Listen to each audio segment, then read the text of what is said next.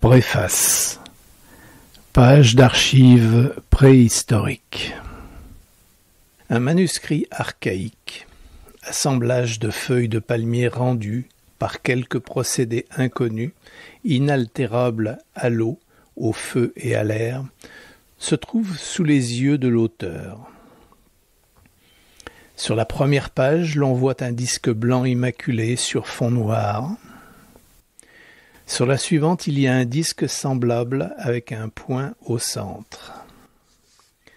L'étudiant sait que le premier représente le cosmos dans l'éternité, avant le réveil de l'énergie encore assoupie, émanation de l'univers en des systèmes postérieurs. Le point dans le cercle, jusqu'alors immaculé, l'espace et l'éternité en pralaya, indique l'aurore de la différenciation. C'est le point dans l'œuf du monde, le germe qu'il contient deviendra l'univers, le tout, le cosmos illimité et périodique, ce germe étant périodiquement et tour à tour latent et actif. Le cercle unique est l'unité divine dont tout procède ou tout retourne. Sa circonférence, symbole forcément limité, de par les limites même de l'esprit humain, indique la présence abstraite, à jamais inconnaissable, et son plan, l'âme universelle, bien que les deux ne fassent qu'un. Cependant, la surface du disque est blanche et le fond qui l'entoure noir. Cela montre clairement que ce plan est la seule connaissance, quelque embrumée qu'elle soit encore, qui soit accessible à l'homme. C'est sur ce plan que commencent les manifestations manvantariques, car c'est dans cette âme que dort, durant le pralaya, la pensée divine, où gît caché le plan de toute cosmogonie et théogonie future. Il est à peine nécessaire de rappeler au lecteur que le terme pensée divine, comme celui de mental universel, ne doivent pas être considérés comme ayant un rapport même lointain avec les opérations intellectuelles de l'homme. L'inconscient, d'après von Hartmann, est arrivé au vaste plan de la création, ou plutôt de l'évolution, par une sagesse clairvoyante supérieure à toute conscience, ce qui, en langage védantin, signifierait la sagesse absolue. Ceux-là seuls qui comprennent combien l'intuition plane au-dessus des lents processus de la pensée ratiocinante peuvent se former une très vague conception de cette sagesse absolue qui transcende les idées de temps et d'espace. Le mental, tel que nous le connaissons, peut se résoudre en état de conscience, variant en durée, intensité, complication, etc., mais au bout du compte, tous fondés sur la sensation qui est toujours maya. À son tour, la sensation implique nécessairement des limites. Le Dieu personnel du théisme orthodoxe perçoit, pense et s'émeut. Il se repent et ressent une grande colère. Mais la notion de pareils états mentaux implique clairement l'impensable postulat de l'extériorité des stimulus d'excitation, pour ne rien dire de l'impossibilité d'attribuer l'immuabilité à un être dont les émotions ondoient avec les événements des mondes qu'il préside. La conception d'un Dieu personnel, considéré comme immuable et infini, est donc antipsychologique et, ce qui est pis, antiphilosophique. C'est la vie unique, éternelle, invisible et pourtant omniprésente, sans commencement ni fin, et pourtant régulière dans ses manifestations périodiques, entre lesquelles règne le sombre mystère du non-être, inconsciente et pourtant conscience absolue, incompréhensible et pourtant la seule réalité par soi-même existante. Vraiment, un chaos pour les sens, un cosmos pour la raison. Son attribut unique et absolu, qui est elle-même l'éternel et incessant mouvement, est appelé en langage ésotérique le grand souffle. Platon prouve sa qualité d'initié en disant dans le Cratyle que le souffle est dérivé du verbe se mouvoir, courir, car les premiers astronomes qui observèrent les mouvements des corps célestes appelèrent les planètes les dieux. Plus tard, le mot produisit un autre terme, le souffle de Dieu. C'est le mouvement perpétuel de l'univers, dans le sens d'espace sans limite et à jamais présent. Ce qui est immobile ne peut être divin. Mais en fait et en réalité, il n'y a rien d'absolument immobile dans l'homme universel. Près de 5 siècles avant Jésus-Christ, Leucippe, précepteur de Démocrite, maintenait que l'espace était éternellement rempli d'atomes animés d'un mouvement incessant, lequel, en temps voulu, lorsque ces atomes s'agrégèrent, engendra un mouvement rotatoire par des collisions mutuelles qui produisirent des mouvements latéraux. Épicure et Lucrèce enseignèrent la même doctrine, ajoutant seulement au mouvement latéral des atomes l'idée de leur affinité, qui est un enseignement occulte. Depuis le commencement de l'héritage humain, depuis la première apparition des architectes du globe sur lequel nous vivons, la divinité non révélée fut reconnue et considérée sous son unique aspect philosophique, le mouvement universel, le frisson du souffle créateur dans la nature. L'occultisme résume ainsi l'existence unique. La divinité est un arcane, un feu vivant ou mouvant, et les éternels témoins de cette présence invisible sont la lumière, la chaleur et l'humidité. Cette trinité incluant tous les phénomènes de la nature et en étant la cause. Note. Les nominalistes prétendent, avec Berkeley, qu'il est impossible de se faire une idée abstraite du mouvement séparé du corps en mouvement. Extrait des principes de la connaissance humaine. Quel est ce corps, producteur de ce mouvement? Est-ce une substance? Alors vous croyez à un Dieu personnel. Nous répondrons plus tard dans un appendice. En attendant, nous réclamons nos droits de conceptionnalistes, en opposition avec les vues matérialistes de Rocellini sur le réalisme et le nominalisme. Est-ce que la science, demande un de ses meilleurs avocats, Édouard Claude, a rien révélé qui porte atteinte ou s'oppose aux anciennes paroles où est donnée l'essence de toutes les religions passées, présentes ou futures? Agir justement, aimer la pitié, marcher humblement devant ton Dieu. Il suffit que nous comprenions, par le mot Dieu, non pas le grossier anthropomorphisme qui forme encore la charpente de notre théologie courante, mais la conception symbolique de ce qui est la vie et le mouvement de l'univers. Connaître cela, dans l'ordre physique, c'est connaître le temps passé, présent et à venir dans la succession des phénomènes. Le connaître dans l'ordre moral, c'est connaître ce qui a été, ce qui est et ce qui sera dans la conscience humaine. Voir Science et émotion, conférence faite à South Place Chapel, Finsbury, Londres, le 27 décembre 1885. Le mouvement intracosmique est éternel et incessant. Le mouvement cosmique, celui qui est visible ou perceptible, est fini et périodique. Comme abstraction éternelle, c'est le toujours présent. Comme manifestation, il est fini et dans la direction de l'avenir et dans la direction du passé, les deux étant l'alpha et l'oméga des reconstructions successives. Le cosmos, le nouménon, n'a rien à faire avec les relations causales du monde phénoménal. C'est seulement par rapport à l'âme intracosmique, au cosmos idéal dans l'immuable pensée divine, que nous pouvons dire « il n'a jamais eu de commencement et n'aura jamais de fin ». En ce qui concerne son corps, ou l'organisation cosmique, bien qu'on ne puisse dire que jamais il ait eu une première construction ou doive en avoir une dernière, cependant, à chaque nouveau Manvantara, son organisation peut être regardée comme la première et la dernière de son espèce, car il évolue chaque fois sur un plan supérieur. Nous disions il y a quelques années, la doctrine ésotérique enseigne, comme le bouddhisme, le brahmanisme et même la kabbale, que l'essence une, infinie et inconnue existe de toute éternité et devient tour à tour passive et active en succession régulière et harmonieuse. Dans le langage poétique de Manu, ces conditions sont appelées les jours et les nuits de Brahma. Celui-ci est éveillé ou endormi. Les Svabhavikas, ou philosophes de la plus vieille école du bouddhisme qui existe encore au Népal, bornent leur spéculation à la condition active de cette essence, qu'ils appellent Svabhavat, et pensent qu'il est insensé de faire des théories sur la puissance abstraite et inconnaissable dans sa condition passive.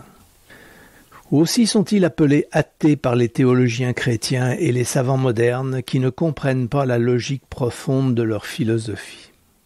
Les théologiens ne veulent pas admettre d'autre Dieu que la personnification des puissances secondaires qui ont façonné l'univers visible et qui pour eux sont devenus le Dieu anthropomorphique des chrétiens, le mâle Jéhovah, rugissant au sein des éclairs et du tonnerre. De son côté, la science rationaliste salue les bouddhistes et les svabhavikas comme les positivistes des âges archaïques. Si l'on envisage la philosophie de ces derniers que d'un côté, nos matérialistes peuvent avoir raison à leur manière. Les bouddhistes soutiennent qu'il n'y a pas de créateur, mais un nombre infini de puissances créatrices, dont l'ensemble forme la substance une et éternelle, dont l'essence est inscrutable, et ne peut par conséquent être un sujet de spéculation pour un véritable philosophe. Socrate refusa toujours de discuter sur le mystère de l'être universel, et pourtant nul n'aurait songé à l'accuser jamais d'athéisme, sauf ceux qui avaient juré sa perte. Au début d'une période active, dit la doctrine secrète, une expansion de cette essence divine a lieu, de dehors en dedans et de dedans en dehors, en vertu de la loi éternelle et immuable, et l'univers phénoménal ou visible est le résultat ultime de la longue chaîne des forces cosmiques ainsi progressivement mises en mouvement. De même, en retournant à la condition passive, la divine essence se contracte et l'œuvre antérieure de la création est graduellement et progressivement défaite.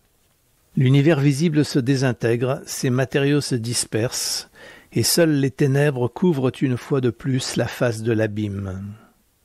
Pour employer une métaphore des livres secrets, qui rendra l'idée encore plus claire, une expiration de l'essence inconnue produit le monde, et une inspiration le fait disparaître. Ce processus a été en action de toute éternité, et notre univers actuel n'est que l'un des termes d'une série infinie qui n'a pas eu de commencement et qui n'aura pas de fin.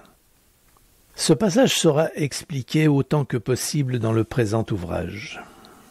Bien que ne contenant rien d'essentiellement nouveau sous cette forme, pour un orientaliste, son interprétation ésotérique peut contenir bien des choses jusqu'ici inconnues de l'étudiant occidental. La première figure était un simple disque. La seconde, dans le symbole archaïque, un disque avec un point au milieu, première différenciation dans les manifestations périodiques de la nature toujours éternelle, l'insexuel et infini, a dit-il dans cela, le point dans le cercle ou l'espace potentiel dans l'espace abstrait. À la troisième phase, le point se transforme en un diamètre. C'est le symbole de la mère nature, divine et immaculée, dans l'infini absolu et qui embrasse tout. Quand ce diamètre est croisé par un autre diamètre vertical, nous avons la croix du monde. L'humanité a atteint sa troisième race racine. C'est le signal du commencement de la vie humaine. Quand la circonférence disparaît et ne laisse que la croix, c'est le signe que la chute de l'homme dans la matière est complète et la quatrième race commence. La croix dans le cercle est un symbole purement panthéiste. Lorsqu'on supprime le cercle circonscrit, le symbole devient phallique.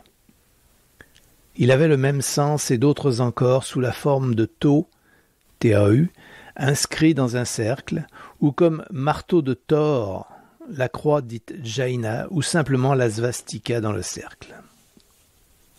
Le troisième symbole, le cercle divisé en deux par la ligne horizontale du diamètre, signifiait la première manifestation de la nature créatrice, encore passive parce que féminine. La première perception vague de l'homme, en ce qui concerne la procréation, est féminine parce que l'homme connaît plus sa mère que son père. Ainsi, les divinités féminines étaient-elles plus sacrées que les masculines. La nature est donc féminine et jusqu'à un certain point objective et tangible, et le principe spirituel qui la fait fructifier est caché. Note. D'après ce que disent les mathématiciens occidentaux et quelques kabbalistes américains, en Kabbale aussi, la valeur du nom de Jéhovah est celle du diamètre d'un cercle. Ajoutez à cela que Jéhovah est la troisième séphirote, Bina, mot féminin, et vous aurez la clé du mystère.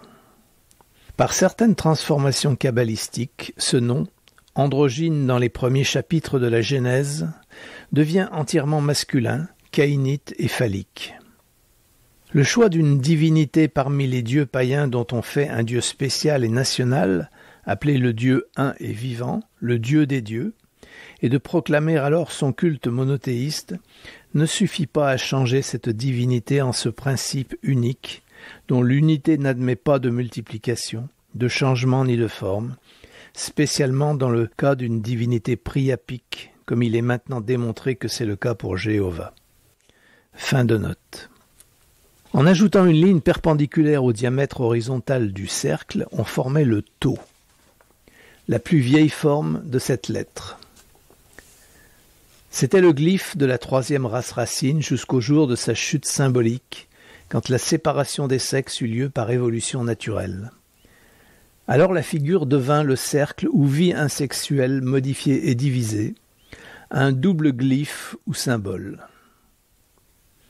Avec les sous-races de notre cinquième race, il devint en symbologie le sacre et en hébreu nkabva, des races primitivement formées, puis il se transforma chez les Égyptiens en le tau, emblème de vie, et plus tard encore en le signe de Vénus. Puis vient le svastika, le marteau de Thor ou la croix hermétique actuelle, entièrement séparé de son cercle et devenu ainsi purement phallique. Le symbole ésotérique du Kali Yuga est l'étoile à 5 branches renversées, le signe de la sorcellerie humaine, avec ses 2 pointes cornes tournées vers le ciel, position que tout occultiste reconnaîtra comme appartenant à la magie de la main gauche et employée en magie cérémonielle. Il faut espérer que la lecture du présent livre modifiera les idées, généralement erronées, du public en ce qui concerne le panthéisme. C'est une erreur de regarder les bouddhistes et les occultistes advaita comme des athées. S'ils ne sont pas tous philosophes, ils sont du moins tous logiciens. Leurs objections et leurs arguments sont fondés sur un raisonnement rigoureux. En vérité, si l'on prend le parabrahman des hindous comme représentant les divinités cachées et sans nom des autres nations, on trouvera que ce principe absolu est le prototype dont furent tirés tous les autres. Parabrahman n'est pas Dieu parce que ce n'est pas un Dieu. C'est ce qui est suprême et non suprême. Cela est suprême comme cause, non comme effet. Parabrahman est simplement comme réalité sans seconde, le cosmos qui contient tout, ou plutôt l'espace cosmique infini, au sens spirituel le plus élevé, naturellement. Brahman, entre parenthèses neutre, étant la racine immuable, pure, libre, incorruptible et suprême, unique existence vraie, paramartika, et le Chit et Chaitanya, intelligence, conscience absolue, ne peut être connaisseur, car cela ne peut avoir aucun sujet de cognition. La flamme peut-elle être appelée l'essence du feu? Cette essence est la vie et la lumière de l'univers. Le feu et la flamme visible ne sont que destruction, mort et mal. Le feu et la flamme détruisent le corps d'un ara. Leur essence le rend immortel. La connaissance de l'esprit absolu n'est, comme la splendeur du soleil ou la chaleur dans le feu, autre chose que l'essence absolue même, dit Shankaracharya. Cela est l'esprit du feu, non le feu même. Aussi, les attributs de ce dernier, chaleur ou flamme, ne sont pas les attributs de l'esprit, mais de ce dont l'esprit est la cause inconsciente. La phrase ci-dessus n'est-elle pas la véritable note fondamentale de la philosophie rosicrucienne postérieure? Parabrahman est en résumé l'agrégation collective du cosmos dans son infini et dans son éternité, le cela et le ceci auquel ne peuvent s'appliquer les agrégats distributifs. Au commencement, ceci était le soi, un seulement. Le grand Shankaracharya explique que ceci se rapporte à l'universel, Jagat, Le sens des mots au commencement est avant la reproduction de l'univers phénoménal. Lors donc que les panthéistes font écho aux Upanishads qui déclarent, ainsi que la doctrine secrète, que ceci ne peut créer, ils ne nient pas un créateur, ou plutôt une agrégation collective de créateurs, mais seulement refusent très logiquement d'attribuer la création, et spécialement la formation, c'est-à-dire quelque chose de fini, à un principe infini. Pour eux, Parabrahman est une cause passive parce qu'elle est absolue, la mukta inconditionnée. Ils lui refusent seulement l'omniscience et l'omnipotence limitées parce que ce sont encore des attributs, tels qu'ils sont réfléchis dans les perceptions de l'homme. Et parce que Parabrahman étant le tout suprême, l'esprit et l'âme à jamais invisible de la nature, immuable et éternel, ne peut avoir d'attribut, l'absolu excluant tout naturellement tout rapport avec l'idée de fini ou de conditionné. Et quand les Védantins affirment que les attributs appartiennent simplement à son émanation qu'ils appellent Ishvara plus Maya et Avidya, agnosticisme ou nescience plutôt qu'ignorance, il est difficile de trouver de l'athéisme dans cette conception. Note. Néanmoins, certains orientalistes chrétiens prévenus ou plutôt fanatiques voudraient prouver que c'est là du pur athéisme. Voir Vedantasara du major Jacob.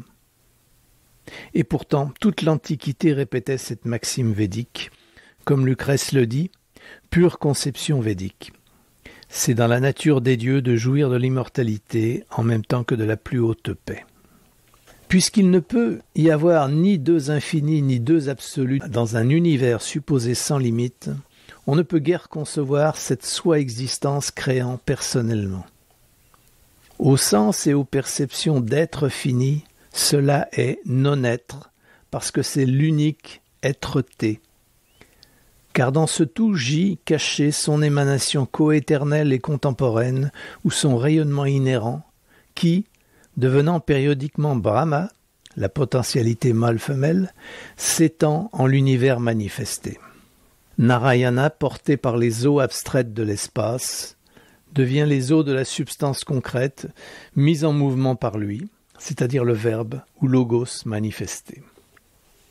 Les brahmanes orthodoxes, ceux qui s'élèvent le plus contre les panthéistes et les advaïtas qu'ils appellent athées, sont forcés, si Manu a quelque autorité en la matière, d'accepter la mort de Brahma, le créateur, à l'expiration de chaque âge de cette divinité créatrice, 100 années divines, période qui en année ordinaire ne peut s'exprimer que par un nombre de 15 chiffres. Pourtant, aucun de leurs philosophes ne comprend cette mort autrement que comme une disparition temporaire du plan manifesté de l'existence ou comme un repos périodique. Les occultistes sont donc d'accord avec les philosophes védantins advaïtas sur cette doctrine. Ils montrent que l'impossibilité d'accepter sur le terrain philosophique l'idée du tout absolu créant ou même évoluant l'œuf doré dans lequel on dit qu'il entre pour se transformer en Brahma, le créateur, dont l'expansion postérieure constitue les dieux et tout l'univers visible. Ils disent que l'unité absolue ne peut devenir une infinité, car l'infinité présuppose l'extension illimitée de quelque chose et la durée de ce quelque chose. Et le tout un n'est, comme l'espace, qui est la seule représentation mentale et physique sur cette terre, sur notre plan d'existence, ni un objet, ni un sujet de perception. Si l'on pouvait supposer que le tout éternel et infini, que l'unité omniprésente au lieu d'être dans l'éternité devienne par des manifestations périodiques un univers varié ou une personnalité multiple, cette unité cesserait d'en être une. L'idée de Locke, que le pur espace n'est capable ni de résistance ni de mouvement, est incorrecte. L'espace n'est ni un vide sans limite, ni une plénitude conditionnée, mais l'un et l'autre. C'est aussi, sur le plan de l'abstraction absolue, la divinité à jamais inconnaissable qui n'est vide que pour les esprits finis. Et sur celui de la perception mayavique, le plénum, le contenant absolu de tout ce qui est manifesté ou non manifesté. C'est, par conséquent, ce tout absolu. Il n'y a pas de différence entre ce que dit l'apôtre chrétien, quand il dit « En lui nous vivons, nous nous mouvons et avons notre être ». Et ce que dit le rishi hindou, l'univers vit dans Brahma, procède de Brahma et retournera à Brahma, car Brahman, neutre, le non manifesté, est cet univers in abscondito, et Brahma, le manifesté, est le logos, représenté comme mâle-femelle dans les dogmes symboliques orthodoxes, le dieu de l'initié apôtre et du rishi étant à la fois l'espace invisible et visible.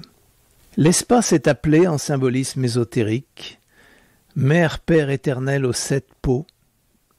Il est composé de 7 couches, de sa surface non différenciée à sa surface différenciée.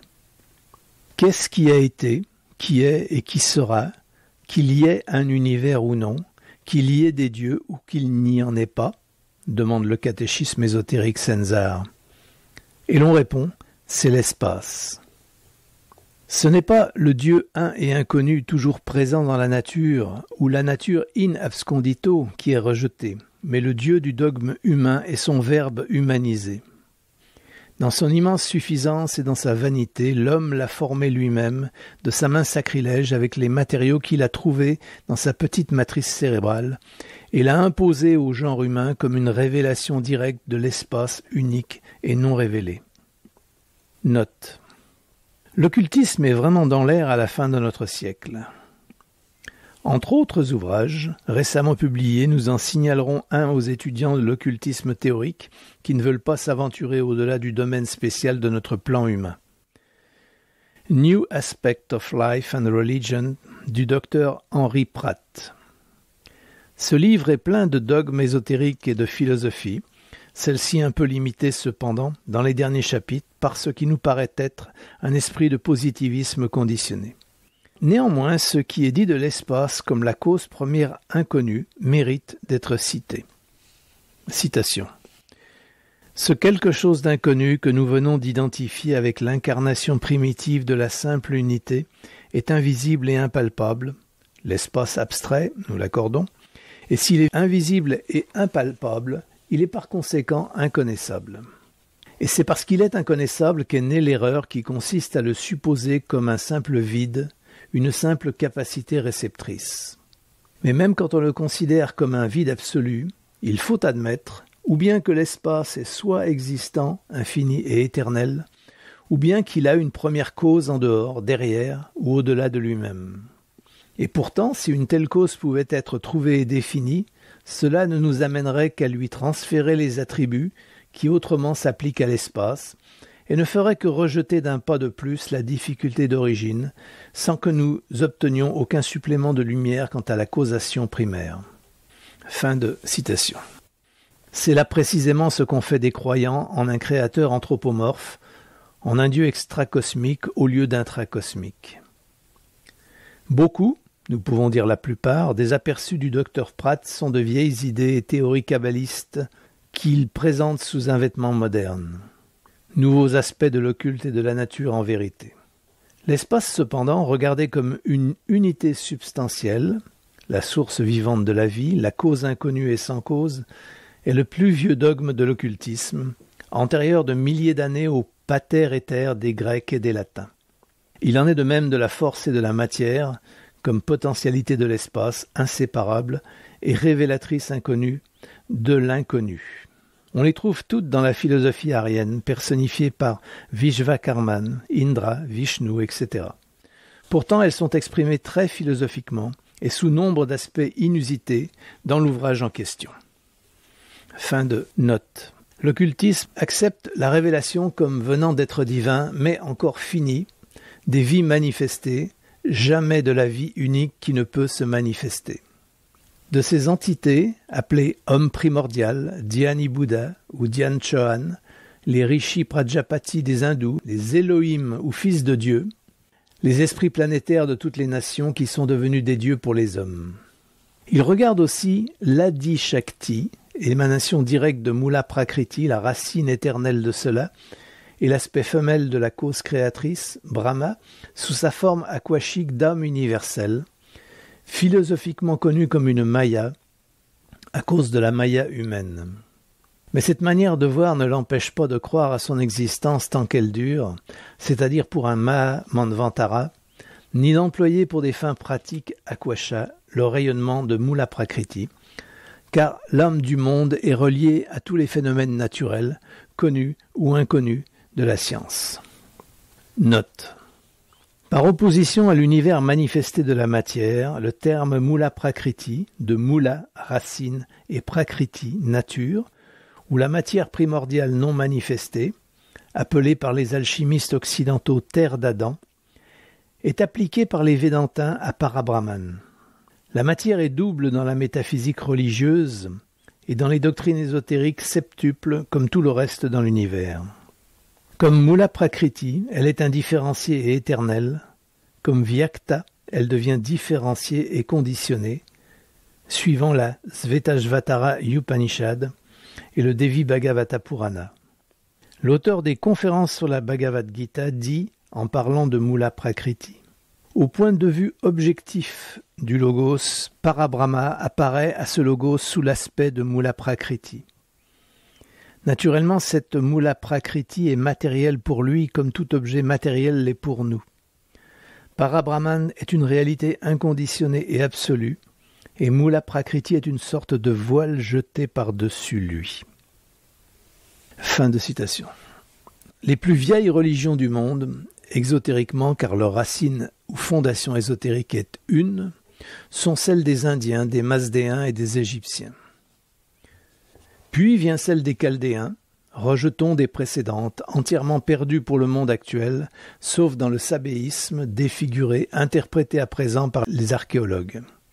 Ensuite, en passant par-dessus nombre de religions dont nous parlerons plus tard, nous arrivons à la juive qui, ésotériquement, telle qu'elle est dans la Kabbale, suit la voie du magisme babylonien, et exotériquement, telle qu'elle est dans la Genèse et le Pentateuque, n'est qu'une collection de légendes allégoriques. Lus à la lumière du Zohar, les 4 premiers chapitres de la Genèse sont les fragments d'une page hautement philosophique de la cosmogonie du monde. Laissés sous leur déguisement symbolique, ils ne sont plus qu'un conte de fées, une vilaine épine dans le flanc de la science et de la logique, effet évident du karma. En les laissant servir de prologue au christianisme, les rabbis se vengèrent cruellement, eux qui savaient bien ce que voulait dire leur Pentateuque. C'était une protestation silencieuse contre la spoliation dont ils étaient l'objet, et les Juifs ont certainement le dessus sur leurs traditionnels persécuteurs. Les croyances ésotériques en question seront expliquées à la lumière de la doctrine universelle au cours de notre exposé. Le catéchisme occulte contient les traits suivants. Qu'est-ce qui est toujours ? L'espace, l'éternel Anupadaka. Qu'est-ce qui fut toujours ? Le germe dans la racine. Qu'est-ce qui sans cesse va et vient ? Le grand souffle. Il y a donc 3 éternels ? Non, les 3 sont un. Ce qui est toujours est un, ce qui fut toujours est un, ce qui est et devient sans cesse est un aussi, et c'est l'espace. Explique, ô l'anneau, disciple. L'un est un cercle anneau sans circonférence, car il est partout et n'est nulle part. L'un est le plan sans borne du cercle, manifestant un diamètre pendant les périodes manvantariques seulement. L'un est le point indivisible trouvé nulle part, perçu partout durant ces périodes. C'est la verticale et l'horizontale, le père et la mère, le sommet et la base du père, les 2 extrémités de la mer n'atteignant en réalité nulle part, car l'un est l'anneau comme aussi les anneaux qui sont dans cet anneau. C'est la lumière dans l'obscurité et l'obscurité dans la lumière, le souffle qui est éternel.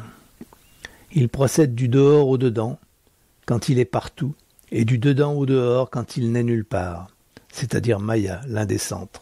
Il s'épand et se contracte, exhalation et inhalation.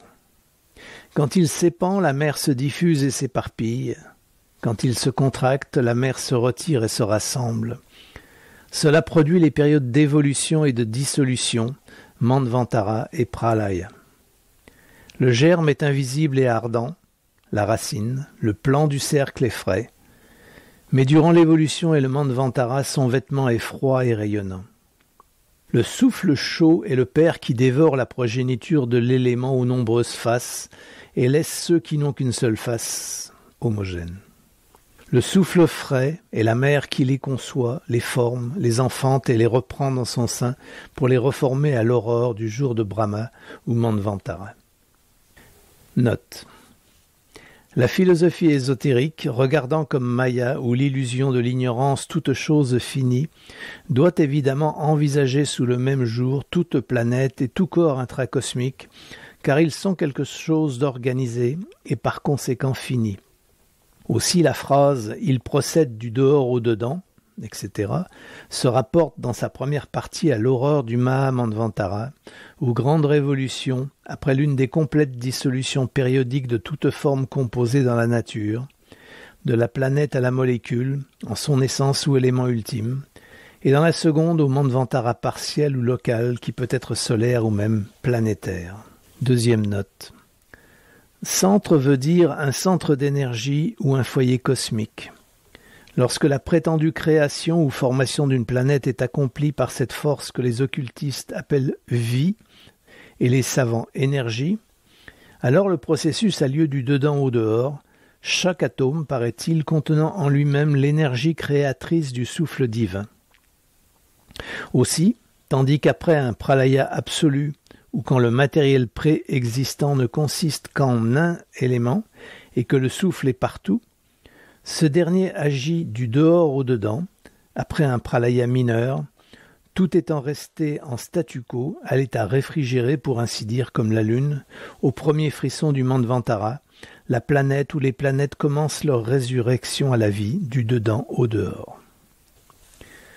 Fin de note. Pour mettre le lecteur ordinaire mieux à même de comprendre, nous devons dire que la science occulte reconnaît 7 éléments cosmiques. 4 entièrement physiques et le 5e, l'éther, semi-matériel. Ce dernier deviendra visible dans l'air vers la fin de notre 4e ronde pour régner suprême sur les autres éléments durant toute la 5e. Les 2 autres sont encore absolument au-delà de l'horizon de perception humaine. Ces derniers cependant apparaîtront comme des pressentiments durant les 6e et 7e races de la ronde actuelle et deviendront connus respectivement dans les 6e et 7e rondes. Note. Il est curieux de remarquer comment, dans l'évolution cyclique des idées, la pensée antique semble se réfléchir dans la spéculation moderne. Herbert Spencer avait-il lu et étudié les anciens philosophes hindous lorsqu'il écrivit certains passages de ses premiers principes? Ou est-ce un éclair indépendant de perception intérieure qui lui fit dire, partie à tort, partie à raison, le mouvement aussi bien que la matière étant fixe en quantité, il semblerait que le changement qu'effectue le mouvement dans la distribution de la matière arrivant à une limite, dans quelque direction qu'il soit poussé, l'indestructible mouvement nécessite alors un renversement de distribution. Apparemment, les forces universellement coexistantes de l'attraction et de la répulsion, qui nous l'avons dit nécessitent le rythme dans tous les changements secondaires effectués dans l'univers entier, nécessitent également le rythme dans la totalité de ces changements, et produisent tantôt une période immense durant laquelle les forces d'attraction étant prédominantes causent une concentration universelle, tantôt une immense période durant laquelle les forces de répulsion étant prédominantes causent une diffusion universelle, c'est-à-dire des aires alternatives d'évolution et de dissolution. Fin de note. Ces 7 éléments, avec leurs sous-éléments innombrables, beaucoup plus nombreux que ceux connus par la science, sont simplement des modifications conditionnelles et des aspects de l'élément un et unique. Celui-ci n'est pas l'éther. Note. Quelles que soient les vues de la science physique à ce sujet, la science occulte a enseigné depuis des siècles que l'Akasha, dont l'éther est la forme la plus grossière, le 5e principe cosmique universel, auquel correspond et dont procède le manas humain, est cosmiquement une matière radiante, fraîche, diathermane et plastique, créatrice dans sa nature physique, corrélative dans ses aspects et portions les plus grossières et immuable dans ses principes supérieurs. Dans la condition créatrice, il est appelé la souracine. Et en conjonction avec la chaleur radiante, il rappelle les mondes morts à la vie. Dans son aspect supérieur, c'est l'homme du monde. Dans son aspect inférieur, le destructeur. Donc celui-ci n'est pas l'éther, ni même l'aquasha, mais leur source. Le cinquième élément, que la science tend actuellement à admettre, n'est pas l'éther hypothétique de Newton. Bien qu'il lui donne ce nom, le tenant sans doute pour l'aéther, le père-mère de l'Antiquité. Comme le dit avec intuition Newton, la nature travaille perpétuellement en cercle, engendrant des fluides par des solides, des choses fixes par des choses volatiles, et des choses volatiles par des choses fixes, des choses subtiles par des choses grossières, et des choses grossières par des choses subtiles. Ainsi peut-être toutes choses ont-elles leur origine dans l'éther. Fin de citation. Le lecteur ne doit pas perdre de vue que les stances données dans cet ouvrage traitent seulement de la cosmogonie de notre propre système planétaire et de ce qui est visible autour de lui après un pralaya solaire. Les données secrètes concernant l'évolution du cosmos universel ne peuvent être données parce qu'elles ne pourraient même pas être comprises par les plus grands esprits de notre âge, et il semble y avoir peu d'initiés, même parmi les plus élevés, à qui il soit permis de spéculer sur ce sujet. En outre, les instructeurs déclarent franchement que les plus hauts Dhyani Chohan eux-mêmes n'ont pas pénétré les mystères au-delà des frontières qui séparent les myriades de systèmes solaires de ce que l'on appelle le Soleil central. Aussi, ce qui est donné ne se rapporte qu'à notre cosmos visible, après une nuit de Brahma. Avant que le lecteur porte son intérêt aux stances du livre de Dzyan, stances qui forment la base de cet ouvrage, il est absolument nécessaire de lui faire connaître les quelques conceptions fondamentales qui soutiennent et pénètrent tout le système de pensée sur lequel nous appelons son attention. Ces idées basiques sont en petit nombre, mais leur claire compréhension importe absolument à ce qui suit. Il n'y a donc pas à s'excuser de lui demander de se familiariser avec celle-ci avant de s'attaquer à l'ouvrage lui-même. La doctrine secrète établit 3 propositions fondamentales. Premièrement, un principe omniprésent, éternel, illimité et immuable, sur lequel toute spéculation est impossible puisqu'il transcende la puissance de conception humaine et ne pourrait être que rapetissé par toute expression ou comparaison. Ce principe est au-delà de l'horizon et de la portée de la pensée, d'après les paroles de la Mundakya Upanishad, inconcevable et innommable. Afin de comprendre ces idées plus clairement, que le lecteur parte de ce postulat qu'il existe une seule réalité absolue, qui précède tout être manifesté et conditionné. Cette cause infinie et éternelle, vaguement formulée dans l'inconscient et l'inconnaissable de la philosophie européenne courante, est la racine sans racine de tout ce qui fut, est ou sera jamais. Elle est naturellement dépourvue de tout attribut et essentiellement sans relation avec l'être manifesté et fini.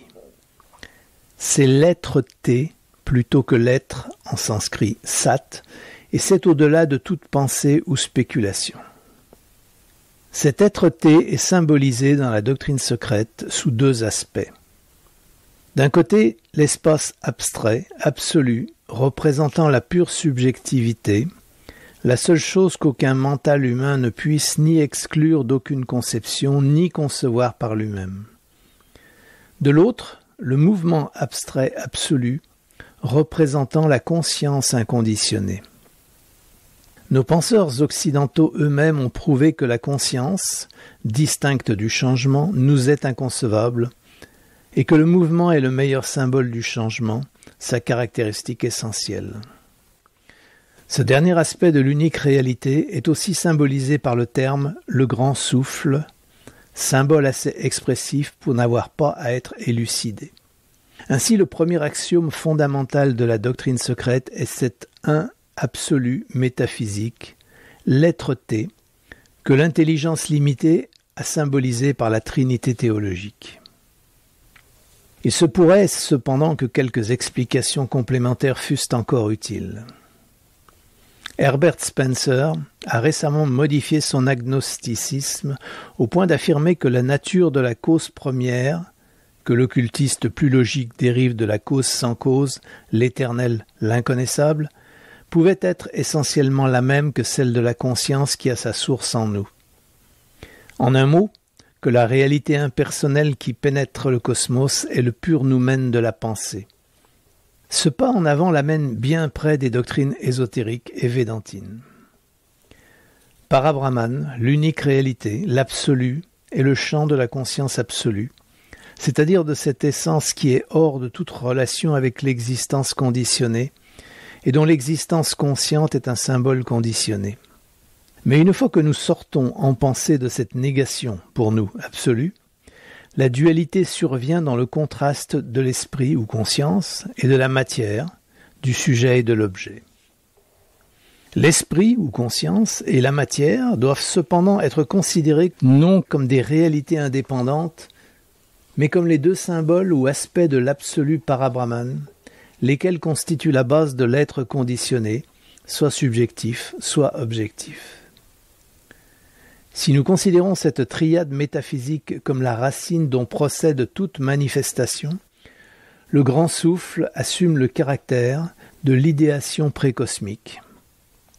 C'est le fonce et origo de la force et de toute conscience individuelle, et il fournit l'intelligence qui guide le vaste thème de l'évolution cosmique. D'autre part, la substance radicale précosmique, Mula Prakriti, est cet aspect de l'absolu qui est le substratum de tous les plans objectifs de la nature. De même que l'idéation précosmique est la racine de toute conscience individuelle, ainsi la substance précosmique est le substratum de la matière dans ses divers degrés de différenciation. D'où il apparaîtra que le contraste de ces deux aspects de l'absolu est essentiel à l'existence de l'univers manifesté. Séparé de la substance cosmique, l'idéation cosmique ne pourrait se manifester comme conscience individuelle, puisque ce n'est qu'à travers un véhicule de matière que la conscience jaillit comme « je suis moi », une base physique étant nécessaire pour concentrer un rayon du mental universel à un certain degré de complexité. Et à son tour, séparée de l'idéation cosmique, la substance cosmique resterait une abstraction vide et aucune apparition de conscience n'en pourrait résulter. L'univers manifesté est donc pénétré par la dualité qui est, pour ainsi dire, l'essence même de son existence comme manifestation. Mais de même que les pôles opposés de sujet et d'objet, d'esprit et de matière ne sont que des aspects de l'unité dans laquelle ils sont synthétisés, ainsi dans l'univers manifesté, il y a ce qui lie l'esprit à la matière, le sujet à l'objet. Ce quelque chose, actuellement inconnu de la spéculation occidentale, est appelé par les occultistes Fohat. C'est le pont au moyen duquel les idées qui existent dans la pensée divine sont imprimées sur la substance cosmique comme loi de la nature. Fohat est donc l'énergie dynamique de l'idéation cosmique, ou bien, si on le regarde de l'autre côté, c'est le médium intelligent, le pouvoir qui guide toute manifestation. La pensée divine transmise et manifestée à travers les Dian Chohan, les architectes du monde visible. Ainsi, de l'esprit ou idéation cosmique vient notre conscience. De la substance cosmique viennent les divers véhicules, dans lesquels cette conscience est individualisée, et arrive à la soi-conscience ou conscience réfléchissante. Tandis que Fohat, dans ses diverses manifestations, est le mystérieux lien entre l'esprit et la matière, le principe animateur qui électrifie tout atome et lui donne la vie. Le résumé suivant donnera une idée plus claire au lecteur. Premièrement, l'absolu, le parabrahman des Védantins ou unique réalité, Sat, qui est, comme le dit Hegel, à la fois être absolu et non-être. Deuxièmement, le premier logos, l'impersonnel et en philosophie le logos non manifesté, précurseur du manifesté. C'est la cause première, l'inconscient des panthéistes européens. Troisièmement, le second logos, esprit-matière, vie, l'esprit de l'univers, Purusha et Prakriti. Quatrièmement, le troisième logos, idéation cosmique, Mahat ou intelligence, l'âme universelle du monde, le noumen cosmique de la matière, la base des opérations intelligentes de la nature et dans la nature, appelée aussi Mahabodhi. La réalité unique, ses aspects doubles dans l'univers conditionné. Note. Ces trois logoi subjectifs ne doivent pas être confondus avec les trois logoi objectifs de la manifestation, quand le troisième logos subjectif devient le premier logos objectif, le mental universel Maha, infusant à toute chose la qualité d'intelligence. La doctrine secrète affirme en outre, deuxième principe, l'éternité de l'univers in toto, comme plan illimité, qui périodiquement est le terrain de jeu d'innombrables univers se manifestant et disparaissant incessamment, appelé étoile qui se manifeste et étincelle d'éternité. L'éternité du pèlerin est comme un clin d'œil de la soi-existence, dit le livre de Zian. L'apparition et la disparition des mondes est comme le retour régulier du flux et du reflux. Note. Pèlerin est le nom nommé à notre monade, les deux en un, durant son cycle d'incarnation.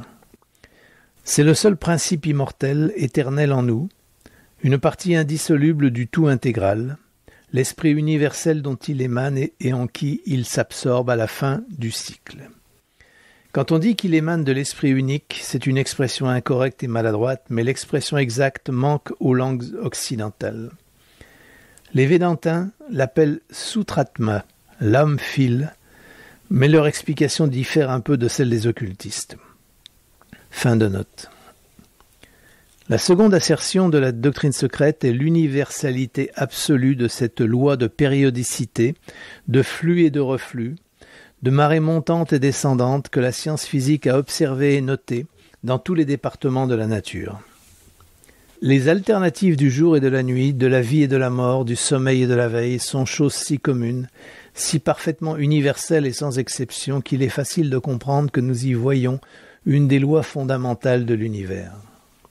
La doctrine secrète affirme encore, troisième principe, l'identité fondamentale de toutes les âmes avec la surâme universelle, celle-ci étant elle-même un aspect de la racine inconnue, et le pèlerinage obligatoire pour toute âme, étincelle de la première, à travers le cycle d'incarnation ou de nécessité, en accord avec la loi cyclique et karmique durant le terme entier.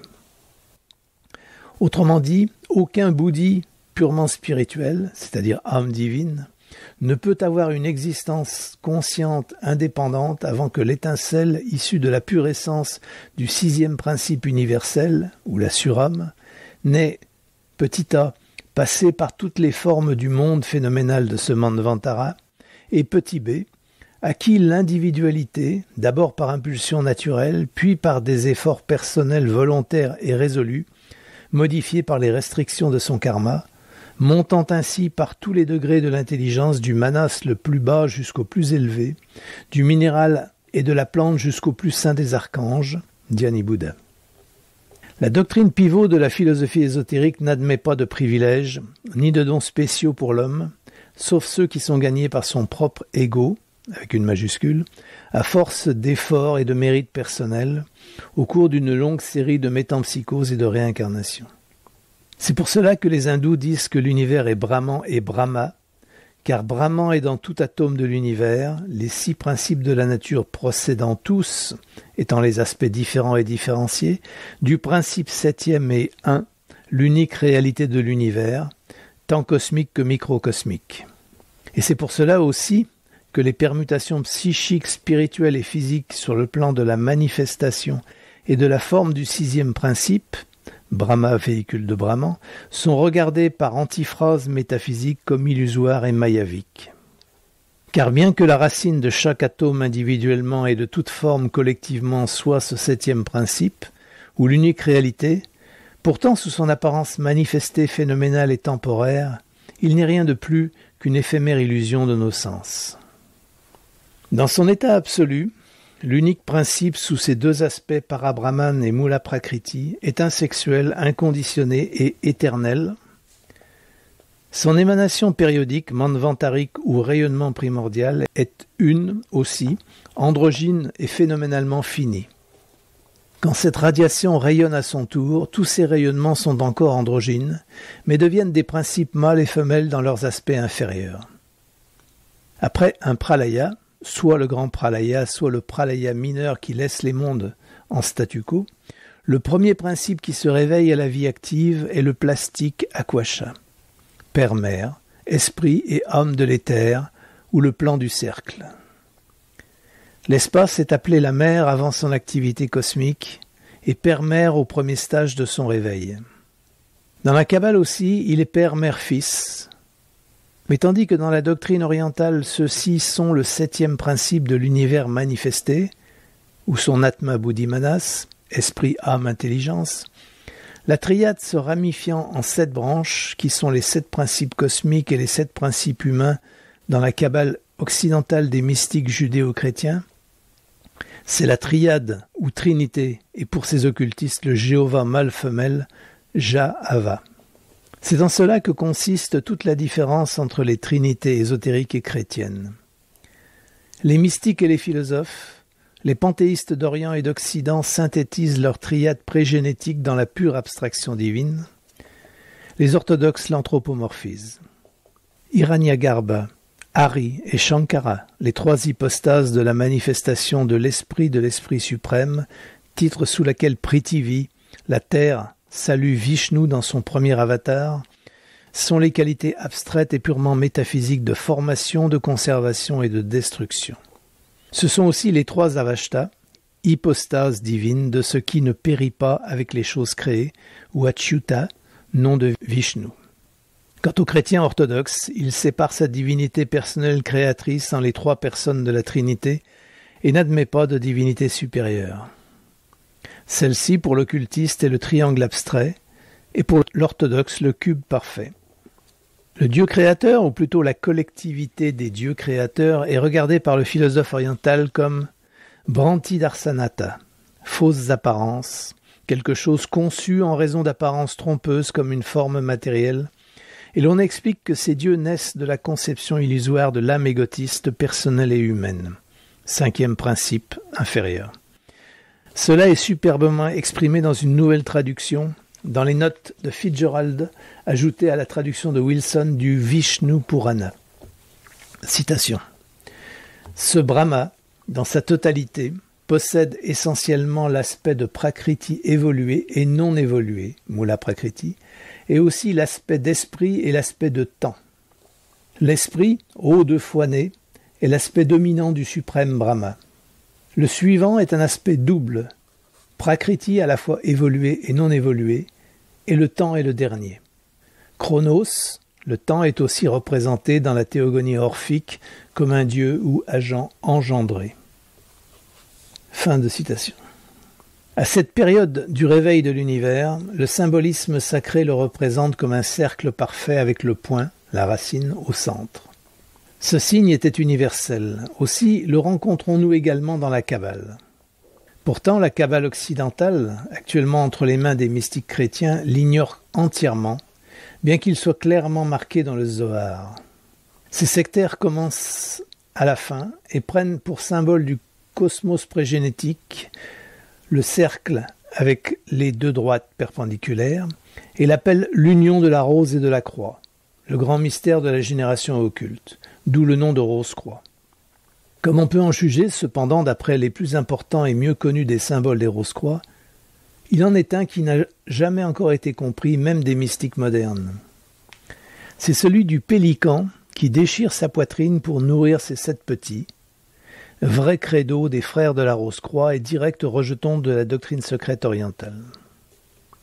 Brahman neutre est appelé Kalahamsa, ce qui d'après les orientalistes d'Occident veut dire le signe éternel ou loi, et il en est ainsi pour Brahma le créateur. Nous sommes ainsi conduits à relever une grande erreur. C'est de Brahman neutre qu'on devrait parler comme Hamsavahana, celui qui emploie le signe pour véhicule, et non de Brahma le créateur. Car ce dernier est le vrai Kala-Hamsa, tandis que Brahman neutre est Hamsa et Ahamsa, comme cela sera expliqué dans les commentaires. Il faut bien comprendre que les termes Brahma et Parabrahman sont employés ici non pas parce qu'ils appartiennent à notre nomenclature ésotérique, mais simplement parce qu'ils sont plus familiers aux étudiants occidentaux. Tous deux sont les parfaits équivalents de nos termes à 1, 3 et 7 voyelles qui s'appliquent au tout un et à l'unique tout dans tout.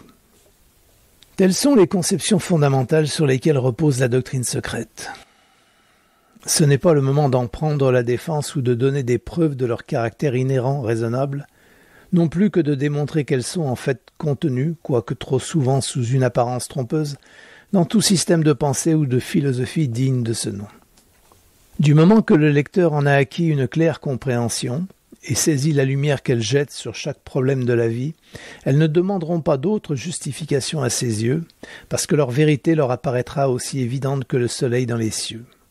Je passe donc au sujet traité dans les stances données dans ce volume, en les faisant précéder d'une esquisse structurale pour faciliter la tâche de l'étudiant en lui résumant l'ensemble.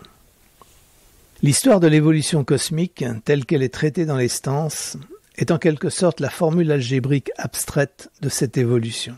L'étudiant ne doit pas s'attendre à y trouver un compte-rendu de toutes les étapes et transformations intervenues entre les premiers commencements de l'évolution universelle et notre état actuel. Donner un tel résumé serait aussi impossible qu'il serait incompréhensible à des hommes qui ne peuvent saisir la nature du plan d'existence le plus voisin de celui où pour le moment leur conscience est limitée. Les stances donnent donc une formule abstraite, applicable, mutatis mutandis, à l'évolution entière, à celle de notre petite Terre, à celle de la chaîne des planètes à laquelle appartient cette Terre, à l'univers solaire dont cette chaîne fait partie, et ainsi de suite dans une échelle ascendante jusqu'à ce que l'esprit chancelle et s'épuise dans l'effort. Les 7 stances données dans ce volume représentent les 7 termes de cette formule abstraite. Elles décrivent les 7 grandes étapes du processus évolutif, dont il est parlé dans les Puranas comme des 7 créations, et dans la Bible comme des jours de la création. La stance 1 décrit l'état du tout unique pendant le pralaya, avant la première vibration de la manifestation en voie de réveil. Un instant de réflexion montre qu'un tel état ne peut être que symbolisé. Le décrire est impossible. Il ne peut même pas être symbolisé que négativement, car, puisque c'est l'état de l'absolu percé, il ne peut posséder aucun de ces attributs spécifiques qui servent à décrire les objets en termes positifs. Cet état ne peut donc être suggéré que par les négatifs de tous ces attributs abstraits que les hommes sentent plutôt qu'ils ne conçoivent, comme les limites les plus éloignées que leur pouvoir de conception puisse atteindre.